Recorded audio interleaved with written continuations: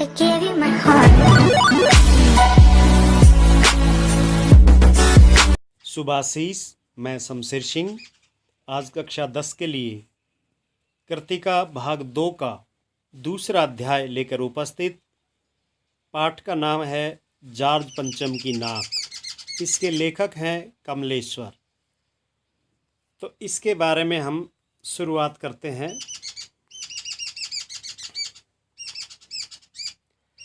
यह बात उस समय की है जब इंग्लैंड की रानी एलिजाबेथ द्वितीय में अपने पति का हिंदुस्तान पधारने वाली थी। अखबारों में उनकी चर्चा हो रही थी। रोज़ लंदन के अखबारों में खबरें आ रही थी कि शाही दौरे के लिए कैसी कैसी तैयारियां हो रही हैं।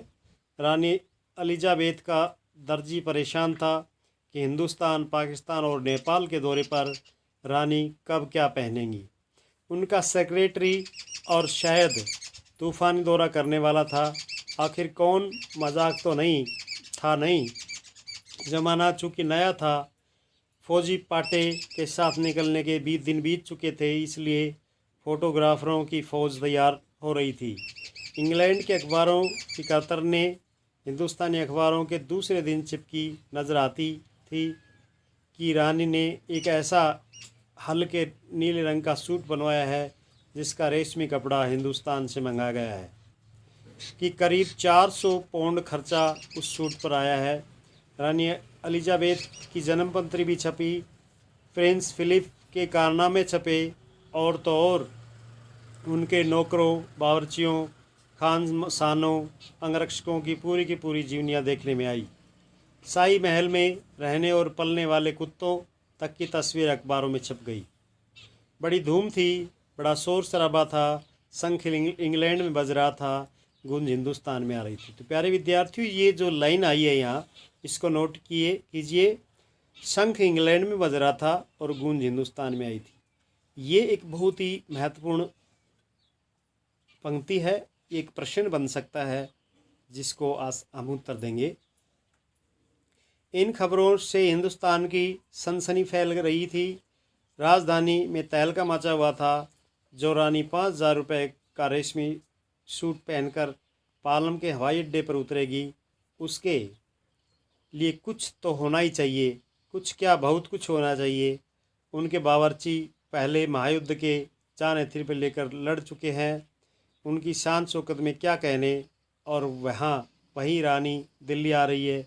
नई दिल्ली ने अपनी तरफ देखा और बेसाख्ता मुँह से निकल गया, वह और हमारे घर और खुदा की रहमत, हम उनकी कभी अपने घर को देखते हैं। और देखते देखते दिल्ली का काया पलट होने लगा। तो इस प्रकार प्यारे बच्चों, एक दूसरी पंक्ति आ गई है जो महत्वपूर्ण है कि देखते देखते दिल्ली का काया पलट होने लगा। ये दिल्ली का काया पलट क्या था, इसकी जानकारी भी हम तुम्हें देंगे इस पाठ को पढ़ाने के बाद।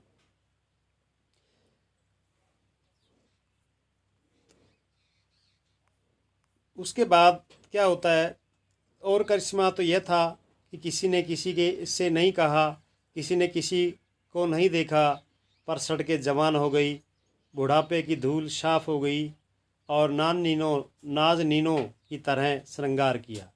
ये पंक्ति भी बहुत ही महत्वपूर्ण है जो अभी अभी हमने पढ़ी है कि सड़कें जवान हो गई और बुढ़ापे की धूल साफ हो गई। अब आगे चलते हैं। लेकिन इस बड़ी मुश्किल पेश थी कि वह थी जॉर्ज पंचम की नाक। नई दिल्ली में सब कुछ था, सब कुछ होता जा रहा था, सब कुछ हो जाने की उम्मीद थी, पर जॉर्ज पंचम की नाक बड़ी मुसीबत थी। नई दिल्ली में सब था, सिर्फ नाक नहीं थी। ये पंक्ति भी बहुत ही महत्वपूर्ण है। इस नाक की भी एक लंबी दास्तान है। इस नाक के लिए बड़े तहलके मचे थे। किसी वक्त आंदोलन हुए थे, राजनीतिक पार्टियों ने प्रस्ताव पास किए थे, चंदा जमा किया था, कुछ नेताओं ने भाषण भी दिए थे, गर्मा गर्म बहसें भी हुई थी, अखबारों के पन्ने रंग गए थे। बहस इस बात पर थी कि जॉर्ज पंचम की नाक रहने दी जाए या हटा दी जाए। और जैसा कि हर राजनीतिक आंदोलन में होता है, कुछ पक्ष में कुछ विपक्ष में। ज़्यादातर लोग खामोश थे, खामोश रहने वालों की तादाद दोनों तरफ थी। यह आंदोलन चल रहा था जॉर्ज पंचम की नाक के लिए। हथियारबंद पहरेदार तैनात कर दिए गए थे। क्या मजाल कि कोई उनकी नाक तक पहुंच जाए। हिंदुस्तान में जगह जगह ऐसी नाकें खड़ी थी और जिन तक लोगों के हाथ पहुंच गए थे उन्हें शानो शौकत के साथ उतार कर अजाब घर में पहुंचा दिया गया था।